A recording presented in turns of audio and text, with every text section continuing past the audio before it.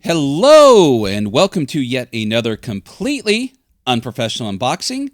Scott here after a very extended break away from my channel, and due to some unforeseen circumstances. Long story short, right before Christmas, my in-laws came to visit, and my mother-in-law had a bit of a medical emergency, and after she came back from that, it was recommended that due to a variety of reasons that both her and my father-in-law stay here with us while she was going through her recovery and have been here for quite some time now, which for a variety of reasons makes it a bit of an issue to record around here. So, but some things have changed a bit, and therefore I am back to do a quick unboxing to let everyone know that I'm still here and still alive. But this is not the Dr. Grotbort's, am I pronouncing that correctly? Dr. Grodbort's Scientific Adventure Violence, which I posted on the social media. That's going to be arriving soon. But this did arrive a bit ago, and I wanted to open it up, take a look at it, and spotlight this Kickstarter that I backed. So, let's go ahead and dive in because I'm excited to be here and recording. My talking head in the corner is not going to be on the screen today because I just did not feel like getting out the green screen. But anyways, this puts the focus entirely on what's in here and not on my graying beard babbling about in the corner. So, without further ado, trusty Coleman camping steak knife here. And we are well into a month in 2024 without any incidents, but that would require me to record. So this is day one of 2024 without me slicing my finger with this dull, crappy camping steak knife. All right, let's go ahead and open this up. All right. There we go. Oh, hit the mic there. And I am totally out of sync. I hope the sound is okay. I did play with the settings a little bit, do a couple tests. I hope it's where it was because I've had to move stuff around. But anyways, we will get through this. And hopefully, like the last video I did, it doesn't freeze up in the middle. But I will check in and see before posting it this time. All right, let's take this out. And box aside. Okay. We've got some in the wrap here, and we got all sorts of goodies inside this one. So yeah, this was a complete package. So let's go ahead and slide these things out here. And you can already tell by the logo on the right-hand corner that this is for Dungeon Crawl Classics. Some stickers. We'll slide that aside. All right. So what do we have here? We have Sky of Crimson Flame, a zero-level adventure by Thorin Thompson. And yes, Thorin is his actual first name. That lucky bastard. Just a tad jealous of that. I know I mentioned it before after speaking with him online. I know there's a bit of history as to why, but it's safe to assume that his parents, or at least one of them, was a big fan of Lord of the Rings. So yes, already a good, a good indication that what might be inside is good stuff. So long story short, this was back some time ago. I believe this may be Thorin's first venture into publishing a game. Was very excited about it. I've never met him personally, but have spoken with him online on several occasions, and is a very fine fellow. And I also believe he's done a couple things for Dungeon Crawl Classics outside of the games. I could be mistaken, but I think he's done a couple video adverts for them.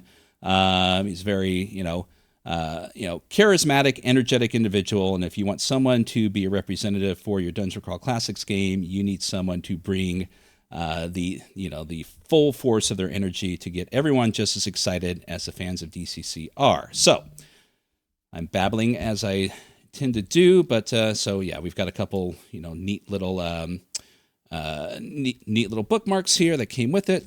We've got some dice. We'll get that out of the way real quick, and then we'll dive into the adventure. But we've got some real cool dice here. We've got some nice D6s, and then we have some larger six-sided dice with imagery on here that I believe may have something to do within the game itself. I don't know. It's been a while since, but yeah. So more swag to put on the swag shelves for all to behold. All right, so let's flip it over and see what Thorin has to say about the game that's within. Let's see here. The raven-haired beauty, Belessa, has disappeared, and the mood soon turns to hysteria as others vanish from the small farming village of Reed. One by one, friends, loved ones, and finally the children scream out in the dark of the night and are lost. Now, as the horn moon rises, a thunderous sound ripples across the night sky, and in its wake, a falling crimson star ignites in the east. The village elders suspect the kidnapped have been taken to an ancient and vile keep that lies hidden within the dreaded eastern forest. For they alone remember the old tales of screaming witchlights that blazed and danced across the sky in times of yore. Even now, strange ululations cry out as fleeting shadows ride the wind. Who among you will brave the bowels of that foul keep where unspeakable horrors must surely await in an attempt to save those that have been taken? Sky of Crimson Flame takes your woefully unprepared peasant adventurers through the grueling night of horror. Battle your way through flayed madmen, suffer the suckling bite of winged chair headbats, journey through the Stygian depths of a dreadful keep filled with secrets and macabre mayhem at every turn, and attempt to put an end to the ritual that will bring about an eon of chaos. Yeah, that is a lot for your zero-level adventurers to go through, so if they happen to make it through all of that, they damn well deserve to venture forth into the adventurous lands of Dungeon Crawl Classics as leveled adventurers. All right, so Zero-Level Adventures, Sky of Crimson Flame, Owl Knight Publishing presents by Thorin, son of Thorin Thompson. Cover artist is by Peter Mullen. If you're familiar with DCC, that will be a name you know well. Cartography by Jordan Bocci. Editor Brian Gilkinson, and interior artists Garrick Andrus, C. Aaron Creeder, Andrew Tiger Wizard Belluri, Jordan Bocci, Niccolo Maioli, Stephen Pogue, Chuck Whelan, and art direction and layout by Thorin Thompson, and proofreaders Delaney Becker and Jeff Seifert. All right, so let's take a look at this map. Yes, very nice. And unlike, it is a beautiful map, by the way, but unlike a lot of DCC maps, the artistry of the maps themselves are wonderful, but we're missing all of the spoiler alerts surrounding the edge, which, as a game master, is kind of nice. That means if I decide to print this out and utilize it within the game or on a VTT, I have far less editing to do to remove those hints within the map. Okay, so we've already went through the introduction, but a little bit here. 16 to 24 zero-level characters. So this is a full-blown funnel here. They should have at least 3 to 4 characters for them, and so on. Majority of the adventure finds the characters exploring a fallen ancient keep whilst battling reanimated horrors in the hopes of unraveling the mysterious disappearance of their fellow villagers and the lovely Belessa. All right, so we've got a bit of information here regarding the background. Somebody within here, the necromancer and the witch. And then just go ahead and read the judge's notes here real quick. Throughout Sky of Crimson Flame, you will find text boxes highlighted tie-ins for the follow-up adventure, Blight of the Eastern Forest, which is right here. Those tie-ins will be items your players can discover that can either be used as adventure hooks or to simply aid in the cleansing of the forest. If you're using this adventure as a one-off session and don't wish to bog down the funnel, then simply ignore the tie-ins presented. All right, so so the very familiar layout, of course, for your standard DCC game. We've got our the typical font here, so this shouldn't be a difficult read if you are versed in Dungeon Crawl Classics, and even though again I don't feel I need to say it, this is not a review. This is just a initial impression of the game, a page through, if you will.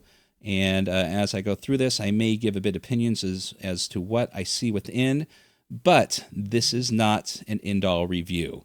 That is something that tends to be saved for those who have read through it and either have played it or utilize their experience as a reviewer or within games to give their opinion upon conclusion. But still, I take this kind of thing as something as exactly as if you were in a game store, bookstore, whatever the case may be, as you pick up one of these things and flip through it and decide if it is something that you're interested enough to purchase. So hopefully some of the insight and opinions that I have here may allow you to make that same decision. All right. So, and one other thing that I think goes without saying, yes, spoilers, I'm flipping through an adventure. It really doesn't need to be said, but still it does, as many YouTubers will attest to. Okay, so beautiful art within, of course, and just kind of giving it a flip through. It's not too big as far as as far as funnels are concerned. I've seen shorter, and of course I've dealt with longer. And let's see here. The Nexus Between Worlds. We've got the Nexus Disturbance tables. And then handouts A through 2-2B. And a wonderful image of the ritual, which obviously is something that occurs within the game. Nice little blank blank sheet here for characters, and then a secondary map. This one probably has the typical spoilers surrounding it, so I imagine these are things within the game. Hopefully, they don't give away too much if you use this for utilize this for your players. So not too long. We've got several pages here of the game that is tables, a description of the Nexus Between Worlds, items and whatnot. And let's see. So it looks like maybe 21 pages total is the actual adventure, because we've got the ritual countdown and stopping the ritual here, which I assume is the goal.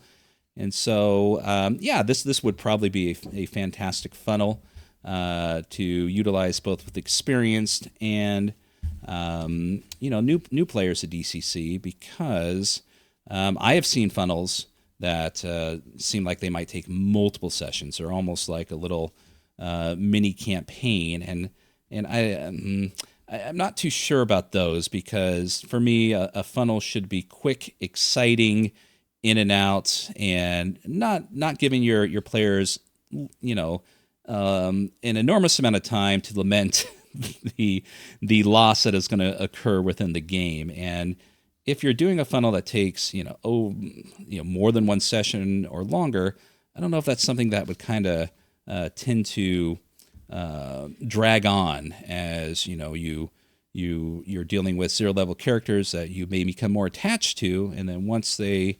meet their demise, it might be more of an issue as opposed to just slamming that funnel right through the meat grinder within one session. So this one looks like it's concise, neat, and definitely seems like something that would be worth picking up and trying, as opposed to a lot of the funnels that have been around for some time. So fantastic, and a wonderful amount of gore within the imagery within the game. So this seems like this might be something that is not going to leave you lacking for shock and awe for your zero level characters to experiencing and exposed to, and before they hopefully survive and move on to become the adventurers that they were destined to become. So very good. So yeah, the art within here is Dungeon Crawl Classic Standard. Standards is a bad word, but Dungeons appropriate, Dungeon Crawl Classics appropriate, and a nice mix of different styles within there, but without losing a bit of the linear aspect that doesn't remove you from the game. As some other games, when they have multiple artists in there, they tend to take you out, as their styles are so different that you kind of lose a bit of the linear immersion that you would, as opposed to the art styles that tend to keep a bit of a same style within them. So that is just a quick page through of Sky of Crimson Flame. The premise sounds fantastic. It doesn't go off the deep end, it seems, as you would with some of the other more gonzo crazy funnels, but nor is it vanilla, and just seems like, we're just going through the same rigmarole as you would with a standard funnel. So just on first look, Thorin, seems like you did an excellent job, and I can't wait to go through it in more detail and give it a run as soon as I can. This would probably be one that I would run online to give it a go, because zero level funnels are wonderful and easy if you're just going to do a little quick one shot just as a palate cleanser. Unfortunately, I do not have enough time to prep this for Strategicon coming here in less than 2 weeks, but you never know. This might be something that maybe I can take down if I have some downtime and run with some friends and see. Anyways, rambling on again. Thorin, if once I get a moment with this, I will definitely touch base with you and let you know how everything went. Okay, so the Kickstarter itself allowed you to also pick up a copy of a level 1 campaign, Blights of the Eastern Forest, as detailed within the funnel itself, that this is a continuation. And looks like within here we have a map. Oh, wow. We have a map, a hex crawl map, a beautiful hex crawl map. Oh, this is wonderful. This is wonderful. For those of you who are relatively new to my channel, I am a map aficionado. I absolutely love all styles, all types of RPG maps, and I just cannot get enough of them. And I always love to see, things such as these that wonderfully detailed. This is definitely done by someone who has a passion for art and design in regards to their map, and they definitely took their time to produce a wonderful work of art here. So this is fantastic. So the first level adventure obviously is some sort of hex crawl adventure through the Eastern Forest. So yeah, this is one that I would put up on the wall. I'll set that aside. All right. So the continuation of the, from the Sky of Crimson Flame, we have here Blights of the Eastern Forest. So what is it that turns a land sour? Lots of lemon trees. What evil breeds and lurks under the dark boughs of the Eastern Forest? This has for generations cast a shadow of dread over the village of Reed. Is it possible a band of adventurers, stout of heart, body, and mind, can put an end once and for all to the corruption that dwells within?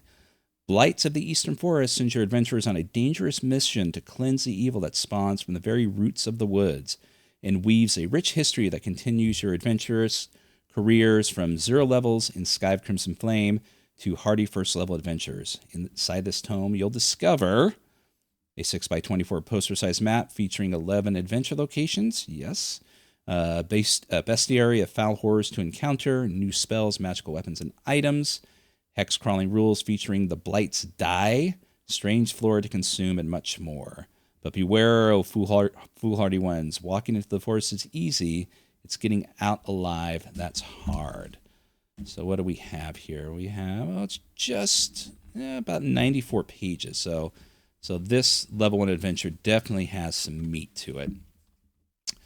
Again, this is written by Thorin, son of Thorin Thompson. Cover artist is C. Aaron Creeder. Cartography, Hamad Al-Najjar and Andrew Tiger Wizard Baluri. Excellent job, you two. Oh, and also see Aaron Creeder. Oh, Jim Magnuson, Alexander Moore. Oh, okay. So not just the map, but all the cartography from the book. Thomas Novosel, Stephen Pogue, and Carl Sternsberg. So yes. And additional writing, Clint Bohady, editor Jeff Seifert, and interior artist Hamad Al-Najjar, Andrew Belluri, Goblonia. Oh, my baloney has a first name. It's G-O-B. Okay. Goran Gilgovic, Teresa Guido, Dan Harker, C. Aaron Creeder, Jim Magnuson, Benjamin Mara, Alexander Moore, Stephen Pogue, Paige Reiterer, and that is all. And proofreaders Delaney Beckner and Brian Gilkinson. All right. So what do we have here? Yes, 93 pages. So we've got about a 10-page introduction and background to the setting within this first level adventure. It carries on to the lair of Yasak, Hellspring Hollow, Domain of the Kung, Jumbar Behir Glen, the Rook's Hut, Sanctuary of the Sightless Sisters, the Lost Battlefield, Featherhead Swamp, Children of the Crimson Flame, Kalachi's Hovel, Garden of Solace, and then the Bestiary following that. All right, so this, wow, this like I said, this is a chunky first level adventure. So we got some rules for hex crawling and whatnot, foraging finds within there, village rumors, attacks on the village, and then we head over to one of the first locations. So wonderful art again. And flipping through it some more. Yeah, I mean, this is probably one of the things that initially drew me to Dungeon Crawl Classics is, yes, it's an excellent game, but just, a lot of the cartography within, DCC itself and a lot of the third-party creators is just, 99.9% of the time just absolutely superb. You could take this map itself, and without even reading it, you can probably construct an adventure of your own, just utilizing the content within most of their maps. And so carrying on through here. So just looking at the imagery, a lot of the artwork, there seems to be a lot of thought and imagination that's being provided with, that was utilized by Thorin within here, because again, a lot of people feel that artwork isn't that important to RPGs, but I could read through all of this and find it absolutely fantastic. But just seeing, the image here of this particular small map of this hut, I'm drawn in without question. Okay, so yeah, so again, just looking at this image, I could tell that this is definitely a fantasy setting, but we're dealing with a lot of horrors within this particular adventure.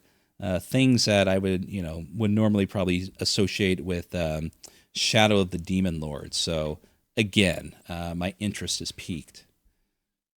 We have another little map here with spoilers probably.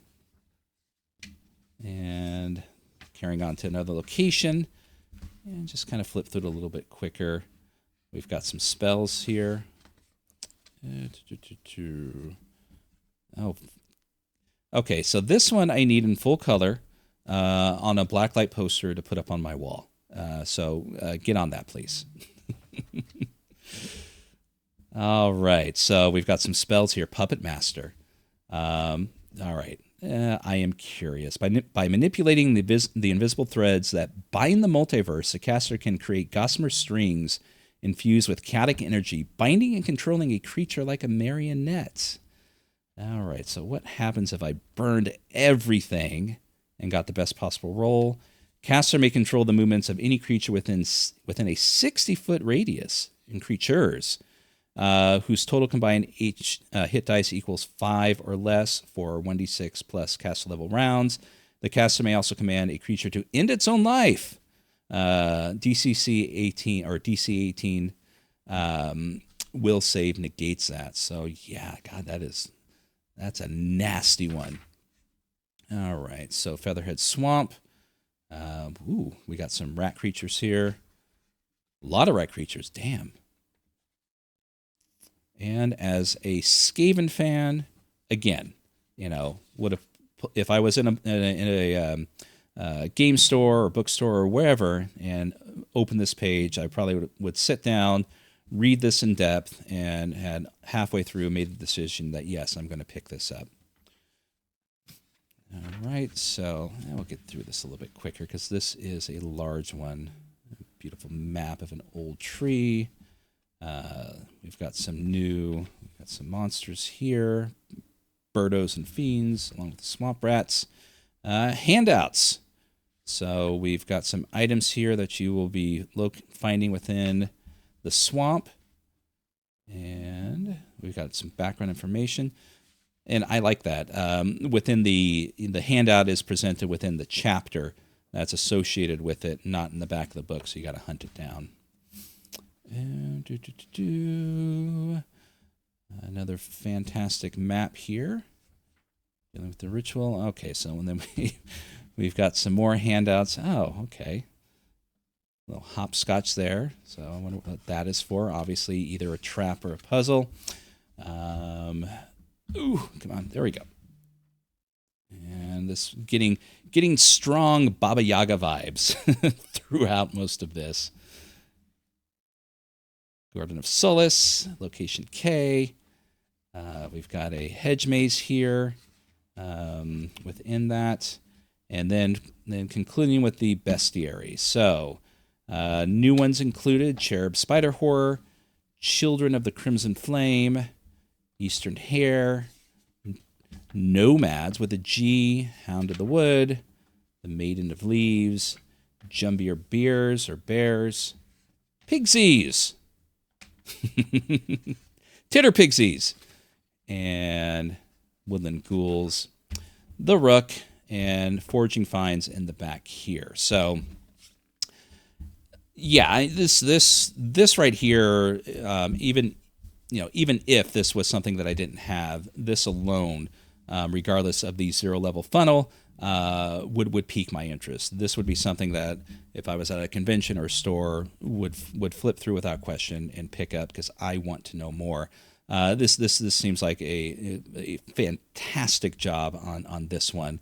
There's no, it just goes and goes and goes.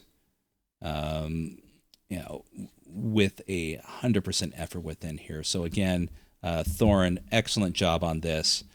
This would definitely be one that if I didn't back, I would be picking up without question. So, and I think that's about it.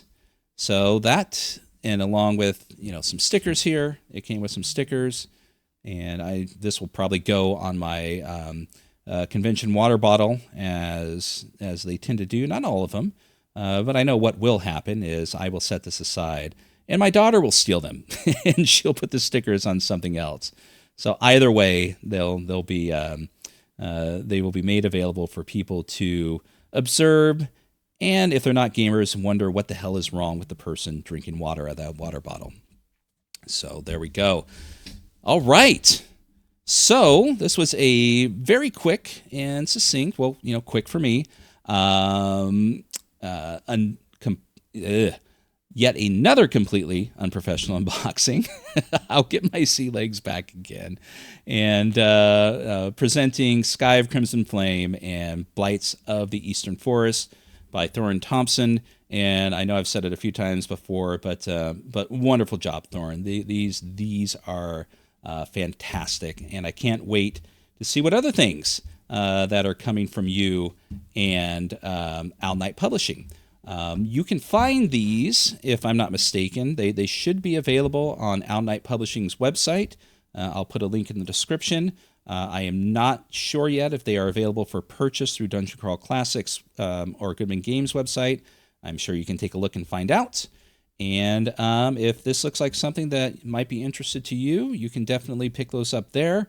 You can also contact Thorin if you have any questions about it. He seems like the type of gent that would be more than happy to provide you with any information about the game and answer any questions that you have. So there you go. This has been, which I've already said, I'm going to say it again, yet another completely unprofessional unboxing. Hopefully more videos are going to be coming soon now that things are starting to get easier here. But we shall see. So next video will probably be the Dr. Grodbort's when that arrives. But I'm still looking forward to getting back on with some of the interviews that I've been doing on this channel. Had a lot of fun with those, and hopefully get some more interesting people to come on and talk about, their game, their channel, or any other things of interest. It's always nice to have people on, so I don't have to listen to my own voice drone on and on and on. Everyone, have a wonderful day, and we will see you real soon. Take care.